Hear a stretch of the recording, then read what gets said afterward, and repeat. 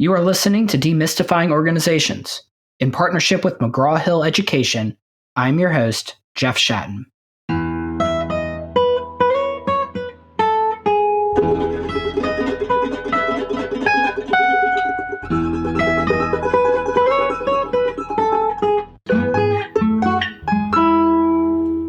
My guest today is Barry Schwartz. Schwartz is an emeritus professor of psychology at Swarthmore College and a visiting professor at the Haas School of Business at Berkeley. He has spent 40 years thinking and writing about the interaction between economics and morality. He has written several books that address aspects of this interaction, including The Battle for Human Nature, The Costs of Living, The Paradox of Choice, Practical Wisdom, and most recently, Why We Work. The Paradox of Choice was named one of the top business books of the year by both Business Week and Forbes magazine and has been translated into 25 languages. Schwartz has been interviewed on Anderson Cooper, PBS News Hour, The Colbert Report, and CBS Sunday Morning. Schwartz has spoken 3 times at the TED Conference, and his TED Talks have been viewed by more than 16 million people.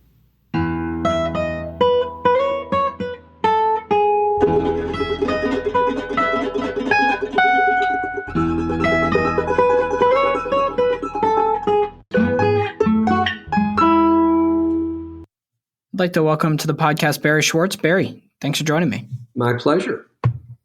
So you've done a lot of research that in the areas that we would consider in terms of job satisfaction, understanding why we work, why human beings engage in employment, the way that changes meaning, and how people think of themselves in terms of the work that they do.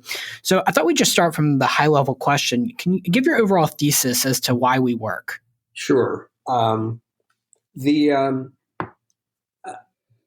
Obviously, people have to make a living. And when I wrote this book called Why We Work a few years ago, the point that I was trying to make is that seemed for 2 centuries to be the beginning and the end of the question, why do we work? You work to make a living, period. And that's all there is to it. And what I wanted to suggest is that while it's necessary to make a living, people care about a lot more than that when it comes to work. They want to be engaged, that is, interested in what they do. They want to be challenged. They want some amount of autonomy and control over what they do. They want to develop. They want to get better at whatever it is they do. And most importantly, I argued, they want to do work that means something. That makes a difference in the world, even if it's a small difference, that makes people's lives better. Now, none of those things will do when you're not making a living, but the attitude beginning with the Industrial Revolution toward work was that, as I said, as long as people are making a living, you can ask them to do anything and they'll gladly agree. Right. So you frame this in terms of Adam Smith, and we usually think in classical economics are the original ideas that pervaded really for over a century is the Adam Smith idea that people will be as lazy as possible and that they work only because they have to, and to the degree to which they can get away with being, I think he uses the word like slovenly or something like that, yep. People will go ahead and do that. Exactly. That was his view. The paradox, of course, and of course, economics has essentially swallowed it whole, since when you read economists, it looks as though the way to get people to work hard is by creating the right incentives, which are typically material. So that was his view of what people were like, although I suspect he didn't think it applied to him. Right. Sure. And, I think economists won't think it applies to them. It just applies to everybody else. So yes. And, right. So the Adam Smith worldview kind of gave rise to our modern idea of McGregor's Theory X, right? That because people are fundamentally lazy, it's the idea that springs off from that.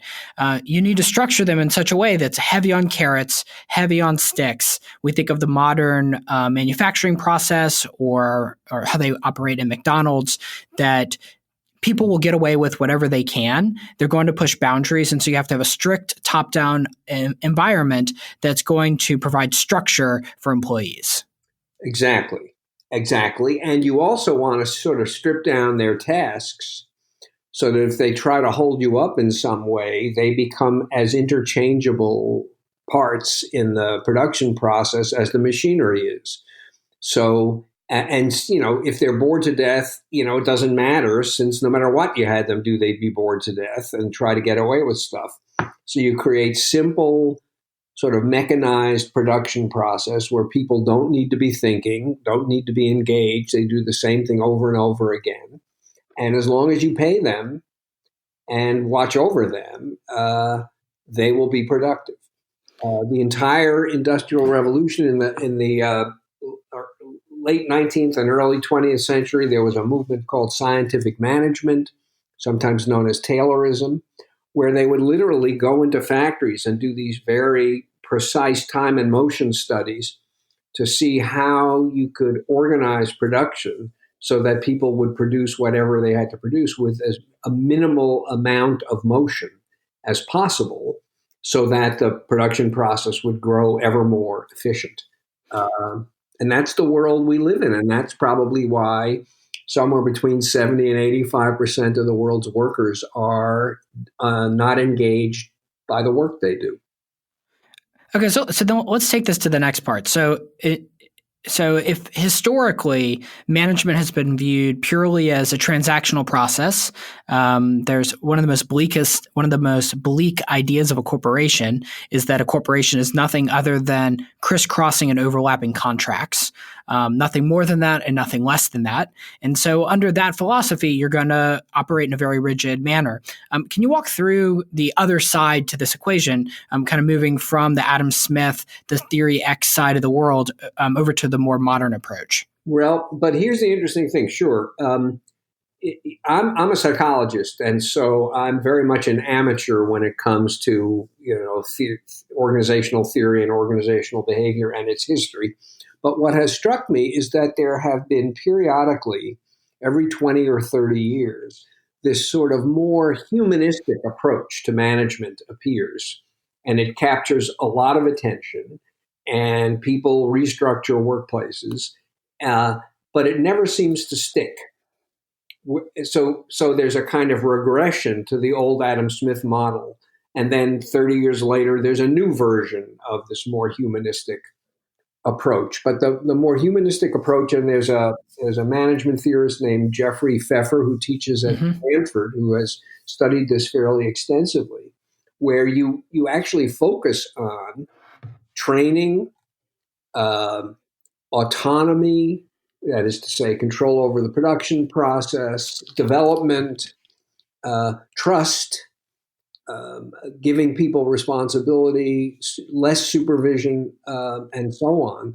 In every industry he studied, companies that are organized in that way are more productive and more profitable than companies that are organized in Adam Smith's way. In other words, even if you don't care about the welfare of your workforce and only care about the bottom line, the best way to achieve good bottom line results is to give people work they want to do. And so why is that? Why is it that produces more productivity? Well, I think the answer to that is that almost no matter what kind of work you do, you can't put everything in contracts. There are implicit contracts between employers and employees that depend on the goodwill of employees. And if you can't depend on the goodwill of employees and you have to write everything down and then look over people's shoulders, you're going to end up with a less efficient process. There's going to be more turnover. You are effectively instructing people to try to get away with anything they can because you're there to catch them. And so they never do the extra thing. They're never looking at their fellow workers to see if they need help. If the production line goes down, that's fine. They can take a smoke break. They don't care. They're just there to punch the clock. And that's just not the most efficient way to run organizations. We depend on people to be asking what's needed here and then to do what's needed. Yes. So in organizational behavior, we call this organizational citizenship behaviors. Right. And these are all the things that people do that just cannot possibly be captured in your job description or your contract. And if you think about, for most jobs, it's actually the majority of meaningful things that you're doing are probably not in your job description. Yep, that's exactly right. And I think there's a famous quote from an economist in the 19th century. He asks the question, "What does the economist economize on?" And his answer is, "The economist economizes on love." So, and his point is that what's in short supply is concern for the well-being of other people. There isn't a lot of that. That's a scarce resource. So how can you organize an economy so that you don't need very much of that? And the answer is rigid structure and smart incentives. And I think that's what happens in most workplaces. So you can't rely on organizational citizenship. So you have to find a substitute.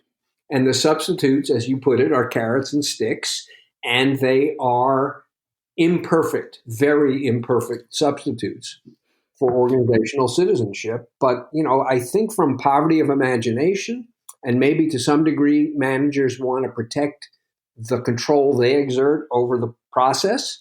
They're just extremely reluctant to put any trust in their workforce.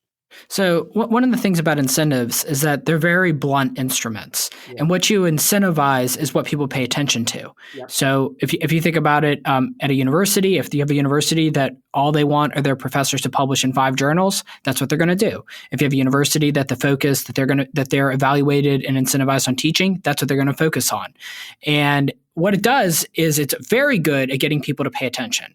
So incentives are a blunt instrument that do get you to notice what an entity or organization cares about. The problem with it is that it focuses you only on what we call those extrinsic motivating points. And often it can be at the expense of why we wake up in the morning, which is what we consider intrinsic motivation. So these feelings of belonging, the feelings of community, the feelings of making a difference, to draw on the OB language would be the work in and of itself. So the value that you find in actually doing whatever it is that you do, those things can often go out the window when you're in the presence of extrinsic motivation. And so the bluntest instrument is going to be pay. And this ties into a lot of the literature that shows that pay acts as a very good dissatisfier. So if you're underpaid, if you're under market wages, you can be really upset about it. But it's never a motivating force. It only has a capacity to make you feel very dissatisfied. It can never really make you satisfied. Yep. And that's why, another of Pfeffer's points is that instead of, rewarding excellence with bonuses or pay increases, his view is that the company employees should succeed or fail as a collective, that it produces much more bad than good results when you start using incentives to differentiate members of the workforce. And that's exactly your point. You're just pissed off that you're getting less, but you don't feel particularly appreciative when you're getting more. Right. If you wanted the ultimate thought experiment would be, imagine that you're asked to clean out septic tanks for the day, and you might say, "No, I'm not interested." And someone says, "Okay, well, what if I pay you $5,000? Will you do it?" Well, maybe you do it $5,000. Well, what about $50,000? Well, $50,000, you certainly will probably spend the day. Most people would spend a day cleaning out septic tanks. Now, how much do you enjoy that job? You're going to hate it. I mean, it's going to be pretty miserable to be cleaning out septic tanks for the day. Well, does it make you any happier that it goes from $50,000 for the day to $60,000? No, but it doesn't. So those two things aren't just, they feel, when you peel the layers back, they're on two different axes. That's right. And it's worse even than that because, the incentives tell you what's important, but people find ways invariably to game the system so that, whatever it is you're measuring, they find a way to produce that without producing the thing that the measure is meant to be a measure of. So there's a disconnect between the index of what you care about and what you care about. So take teaching. Suppose you teach at an institution you work at an institution that values teaching more than research. And so they want excellent teachers. The question is, what makes an excellent teacher, and how do you know that someone's an excellent teacher? And in recent years, there's been a kind of slavish focus on teacher accountability at the university, which means that a lot of attention is paid to course evaluations. So now, to be a good teacher is to get good course evaluations. How do you get good course evaluations? This has been studied. The two best predictors of course evaluations are the average grade in the class and the workload. So, Right. if you want to be a quote good teacher, meaning get good course evaluations, you inflate grades and you reduce demands. The result is that students who like you actually learn less than they would in classes that were less concerned with accountability. And so, people who work at a place where teaching matters learn how to produce evidence that they're good teachers when in fact they aren't. And this is just a university version of public school teachers teaching to the test. And we pretty much see this in every industry, this version of where you incentivize someone to do something that you think is aligned with the institution's mission. And then when you start looking into it, you realize, whoa, we're really not incentivizing at all what our overall goal is. That's right. And, but the extraordinary thing is that no matter how many times you have evidence of this process, people think that they have come up with the magic index that can't be gamed. There's a wonderful story about Green Giant, the frozen food maker. Mm-hmm. They were getting complaints that there were little insect parts in their frozen peas. And so they created a system where people doing the inspections of the product would get a bonus for finding insect parts to get them to pay attention, right? Right. So it happened. They found more insect parts. Yeah. That's good news. Why do you think they found more insect parts? Because they started collecting them and bringing them to the factory and putting them into the food so they could then take them out of the food. Yeah. So, and somehow, no matter how many times this lesson is presented, the next generation thinks that they know how to solve the gaming the system problem. So let me ask you. Let me push back a little bit. I mean, how would you structure external incentives? Just for we can make up a widget company or a university or whatever example you want to use. How would you go about structuring incentives so that it is more dynamic, more in line with human capacity and human interest, and not so heavy on the extrinsic motivation side? That's a great question. And again, people have to make a living. I think Pfeffer is right. I would try to create an environment where the success of one was a function of the success of all.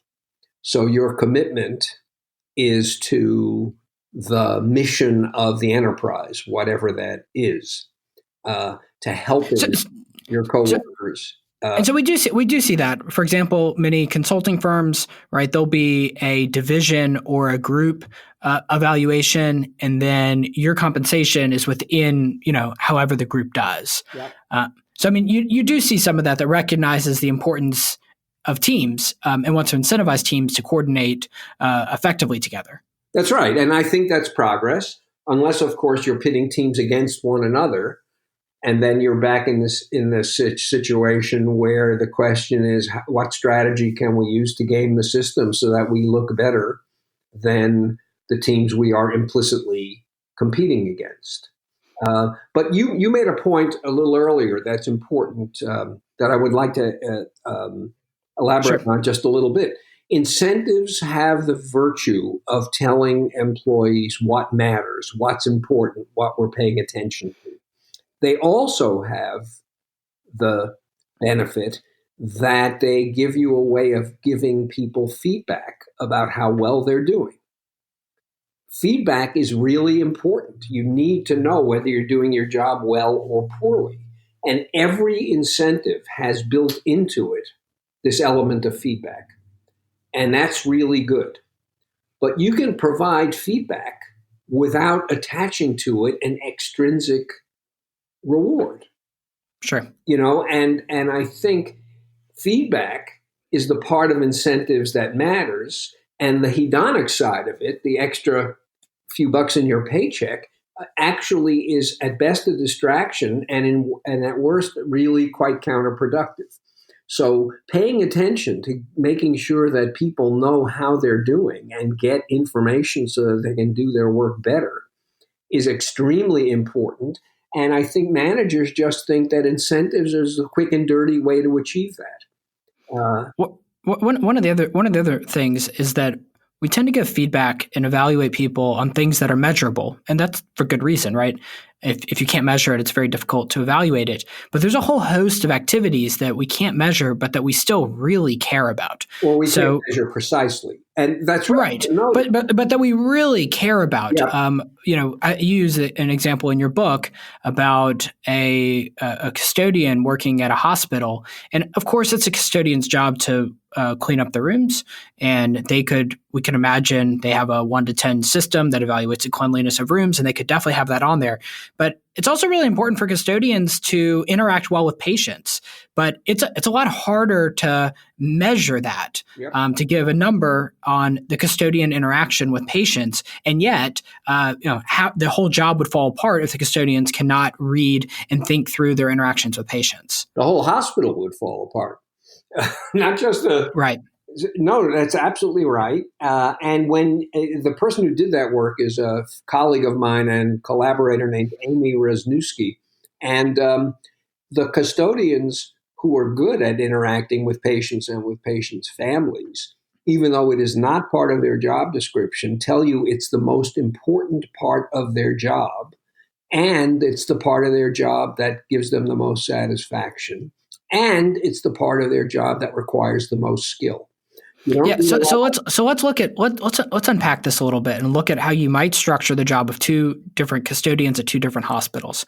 So in the first hospital, we might set it out where we have a morning meeting with the custodians, and we emphasize how many rooms need to get done, and we keep upping that number as high as we possibly can. Yep. And then we evaluate them on a throughput rate like you would with a machine or with a factory. And then if there's anybody who's veering off of that number, let's say we're shooting for 10 rooms an hour, just to make something up, and you see somebody falling off to 8, they'd be reprimanded, and their evaluation would be just on that. We could contrast that. We can imagine a second hospital, and most are going to probably fall into that first line. A second one where they're actually a little bit flexible in terms of exactly how many beds that they're getting cleaned. Maybe 8 an hour is okay instead of 10. But they also want to see all these other soft skills like interacting with patients. It's important to them that a custodian is getting meaning out of their job, because they recognize that the entire hospital is going to end up better off, even if they lose a couple beds an hour of productivity.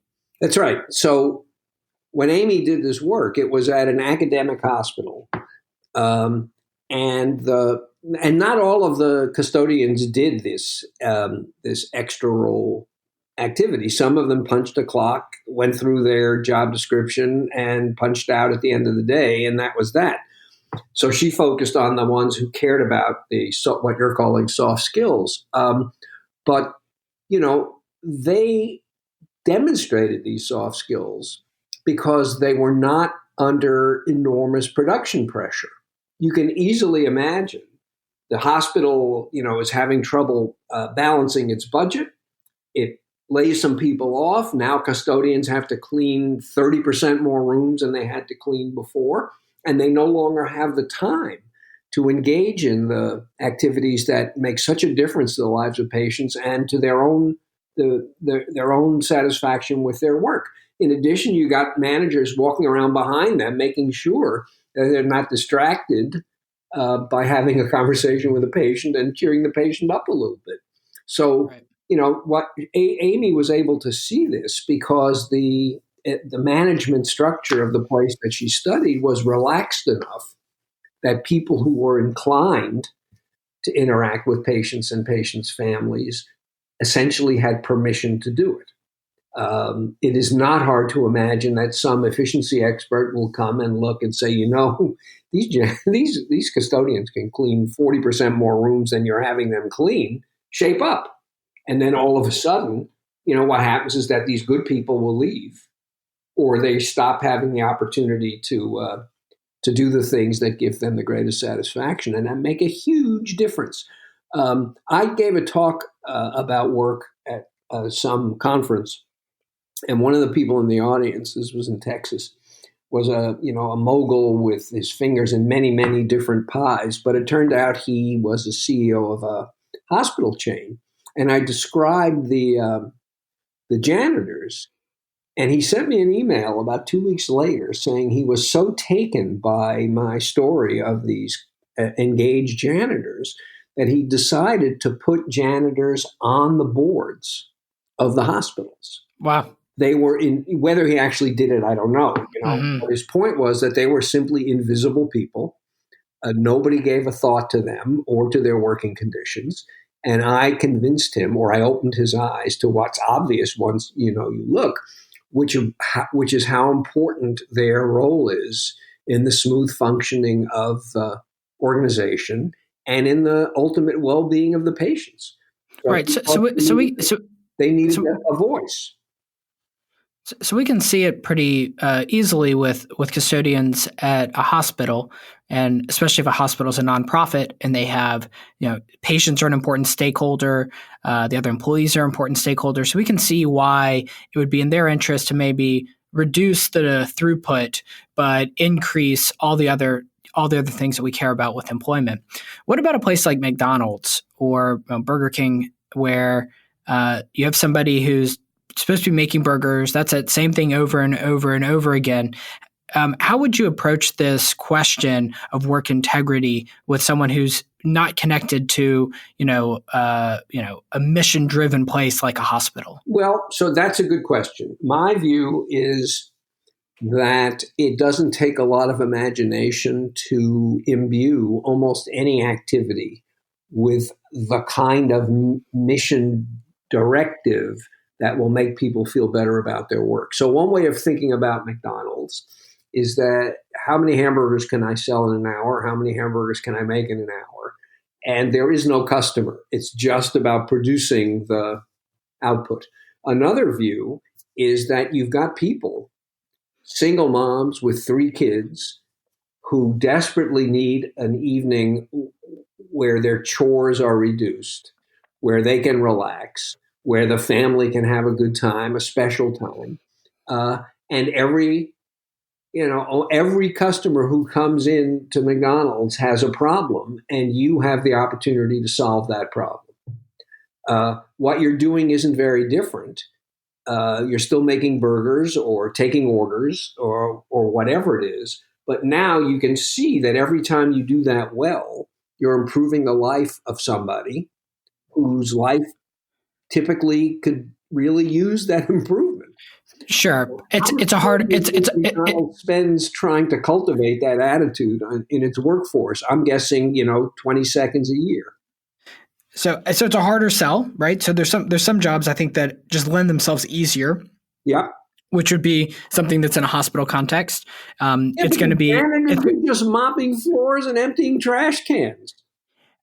But the tangible benefit of what a hospital is doing is easier to see than at a fast food restaurant. Absolutely. So the sales case for the managers at the fast food restaurant is just inherently more challenging than that at a hospital, where you could see the patients and the suffering and the alleviation of suffering and what they're doing, as opposed to I think it's a hard sell at some of these places. And that's why, at least you read about a lot of cultural efforts at cultural modification that large companies do, and they often fall short. And part of it is they can find it very difficult to infuse meaning into a job that might feel meaningless to a lot of people. I agree. But I think this is actually a reflection of a very deep problem with the sort of capitalism and market and the drive for profitability. Why is that? It's not superficial. It's true that in the case of fast food, it's a harder sell than in the case of a hospital. But the question is, what is my organization for? What value does my organization add to the world? And one view is that if the answer to that question is nothing, then that organization shouldn't exist. This is, again, not on anyone's screen. Sure. All that matters is what the return on investment is. But you have to answer the question, does this contribute value to the world? And if the answer to that is yes, you articulate what that value is that it adds to the world. And then you sort of suffuse the training of your personnel and the supervision of your personnel with the centrality of that value that's being added to the world. And I agree, it's a lot harder in the case of a fast food restaurant than it is in the case of a hospital, but it isn't impossible. And I'll give you an example. This is an example I often use. There's a chain of stores that you find in shopping malls called the Container Store. I don't know if you're... Yeah. Sure. I can't say I go to it. I've seen it. They sell molded plastic. They sell containers so that people can put stuff they shouldn't have bought in the first place in storage somewhere so that they can be on a shelf and they'll forget they own it. So that's what they do. And they're in malls. And they're just making retail sales. There's nothing special about them. But when you walk into the Container Store, it's completely different from any experience I've ever had in a shopping mall because the staff approach you not as a customer, but as a person with a problem. And their job is to solve your problem. And that may mean selling you less than you came in for. It may mean selling you nothing. It will often mean selling you different than what you came in for. But everybody who walks out of that store now has one less problem in life. And the attitude of the people who work in the Container Stores, and I've been in many, and it seems to be pretty pervasive, the attitude is not like in any retail establishment in a mall that I've ever seen. And all they're doing is selling pieces of molded plastic to people. But if you think that everyone who comes into your store is somebody with a problem that needs to be solved, then you're in the business of solving several hundred problems a day. That's not a bad way to spend your life. Right. So it's a different philosophy of the relationship between a business and its customers. Absolutely. Right. And a different philosophy of answering the question, what justifies the existence of this business? Right. And being profitable is not an adequate answer to the question, what justifies the existence of this business? So I want to talk a little bit, shift the conversation to the question of social science. And this is the part of your book that I think is probably the most provocative. And I'm going to try and raise some objections and then let you respond to them. Sure. So we have this idea of a self-fulfilling prophecy, and one of the classic self-fulfilling prophecies is that if you tell girls growing up that girls are not good at math, and you tell them that over and over and over, they're not going to be enthusiastic about math, and they're going to then underperform in math. The flip side would be if in an ideal world we'd tell girls, girls are great at math, girls are great at science. They're no different than boys in math and science, and you'll have a self-fulfilling prophecy where they are more interested in it, they take it on, and so the theory that underlies that will actually lead to its own fulfillment. Mm-hmm. And the idea of that is that social science does not exist in a vacuum. It's also interacting with the people that are living and breathing and understanding it. And so one of the things that you write and talk about is that theory Y, or the more modern idea of management, where we think of people as being seeking challenges, that people want responsibility, they want feedback, they want to do well in work, completely separate from their financial inducements. They want to do well for its own sake. And that you write that one of the reasons that we still operate in an Adam Smith world is that people are told that we are in an Adam Smith world. And then just like the example that I gave just a minute ago with girls and math, that if you tell people that we're in an Adam Smith world and you tell people you are lazy and people are lazy, that they are more or less going to continue to act in that manner. Is that a fair assessment of my understanding of your take? Well, it's a fair assessment of a piece of of what I'm arguing. Because, and let me describe the difference. Your description of girls in math, I think, is a perfect example of the notion of how a self-fulfilling prophecy works. But notice that that's a description that is independent of the institutions within which girls learn math, right? If you believe you can't do math, you don't try, and you're bad at math. If you believe you can do math, you do try, and you're good at math. Period. The argument I'm making is that something like that can happen, but much more significant is a slightly different kind of self-fulfilling prophecy, which is people are lazy, so we create workplaces where they don't want to be because there's no workplace where they would want to be. And then we pay them to do this horrible work. So now it's not simply that, scientists tell me I'm lazy, so I'm going to be lazy. It's rather, I can't find work that isn't meaningless and soul deadening, because every workplace that's available has this character where it's impossible to find meaning in work. It's almost as the analog in the case of girls in math would be basically you don't let girls take high-level math course, right? So not only are they told by scientists that girls can't do math, but they're not given the opportunity to do math. Mm-hmm. So in the case of the workplace, we're told people hate to work, and then the only work they have available is work that any sane person would hate. So there's no way to sort of escape from that ideology and disconfirm it by doing work that has meaning. And so I think this is much more insidious because it's, if it's just the girls and math thing, you can sit the girl down and say, listen, the stuff that social scientists are telling you, it's not true. Girls can do math. And the next day, they're doing math.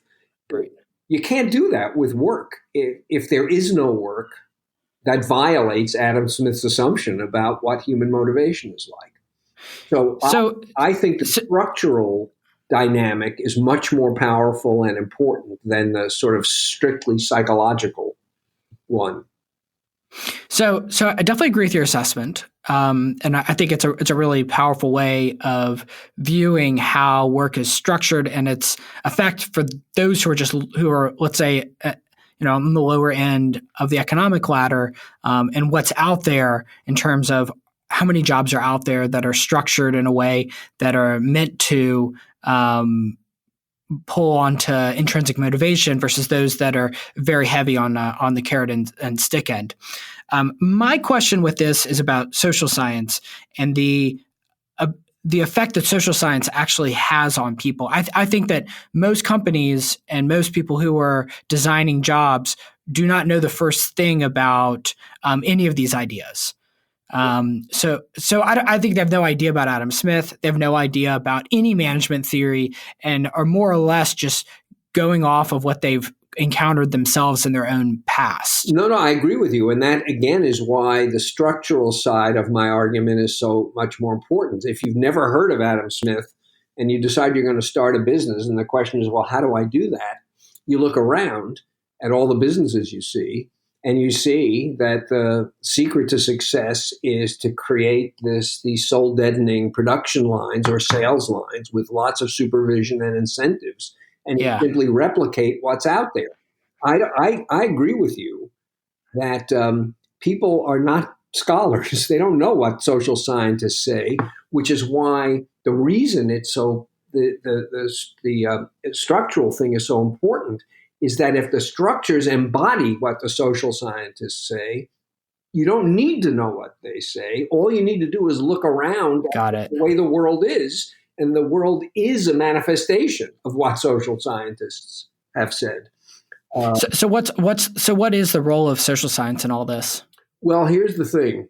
I think that in some ways the deepest and most controversial part of my argument is physicists, when physicists study heavenly bodies, as hard or easy as it is to come up with generalizations about planets and stars, the one thing they know is that their theories about planets and stars will have no effect on how planets and stars behave. Sure. Planets are completely indifferent to how we think about them. That is not true when you're a social scientist and your theories are about human beings.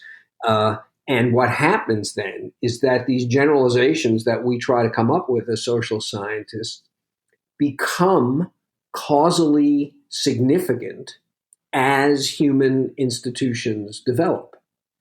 They take one shape rather than another, partly because of what social scientists have said about human motivation and the organization of work and stuff like that. And so what that means is that social science ought to be as much a historical discipline as a sort of scientific one. That is, things change, and one of the inputs to determining how things change and when things change is the very claims that social scientists make. So this is where we might have some bit of a difference. I think in the ideal world, social science would have more of an impact on how people actually operate, how companies are structured, how governments run. In reality, it's a lot of screaming into a void. I think there is a huge distance in general between the research that social science puts out and its ability to infiltrate any kind of practice. And much of that, I think, is the nature of the questions that social scientists ask, which are very complicated, and they're not the best at coming up with outlets, whether that's TV, radio, in print, that is distilling down a social science finding into a bite-sized piece that can actually make its way in the world. So I agree with you. Although I think the world has really changed. If you look at the amount of social science that now gets reported in daily newspapers, it's astonishing in comparison to the way it was 20 years ago. In fact, if anything, at least a segment of the population embraces the latest social science too quickly and too uncritically. Too quick. Now, I also think that there's enormous inertia and kind of disdain for pointy-headed intellectuals who've never had to meet a payroll. So there's plenty of that too. But I think the world's eyes, at least the developed world's eyes, are open to social science. And to the extent that social science is embodied in institutions, it is certainly having an effect on people, even though they may not be able to trace it to the social science theorizing that gave rise to it. So no one because the stuff to be a Smithian. Because in the area that you write about, it seems especially void the influence of social science on the workplace in terms of structuring a meaningful work. In most industries, there's exceptions. We think of Google, and we think of the high tech companies.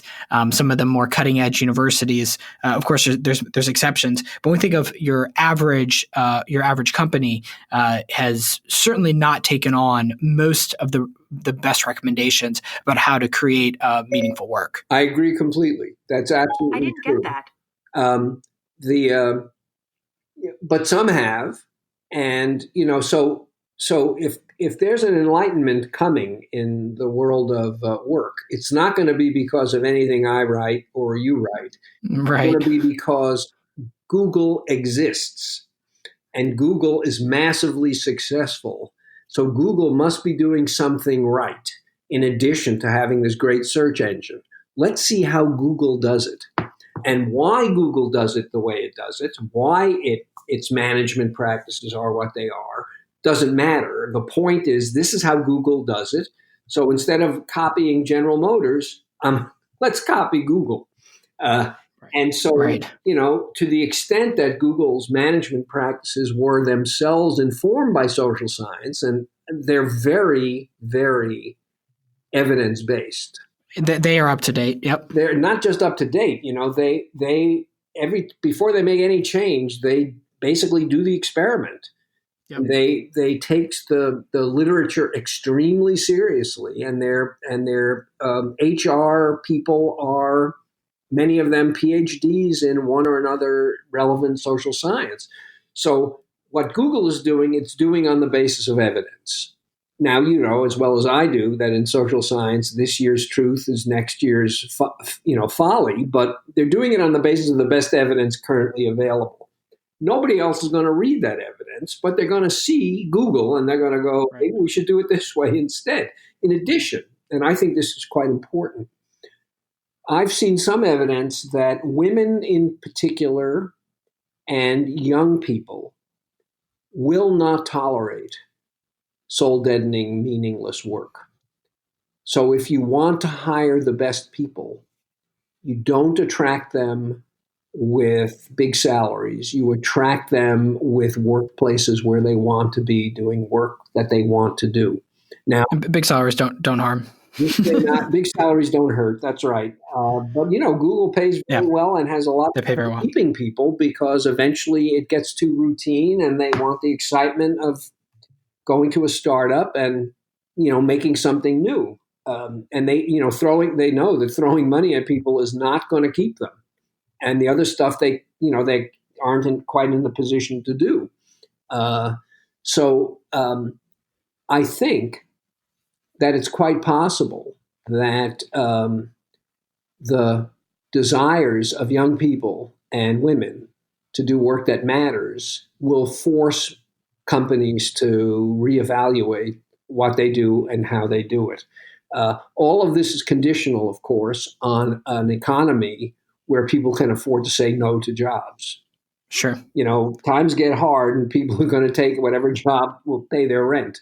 But when times are not hard, I think people are people we most want to hire are much more discerning than their parents were or their grandparents were. And that may force a change. All right. On that note, I want to thank you so much for coming on the podcast. It's been a pleasure having you on. Same here. Wonderful conversation. Thanks for listening to the podcast today. If you have any questions or comments, you can email me at jeffshatten1@gmail.com. You can tweet me at jeffshatten. If you like this podcast, press the subscribe button and make sure to rate it on iTunes so that other people can find it.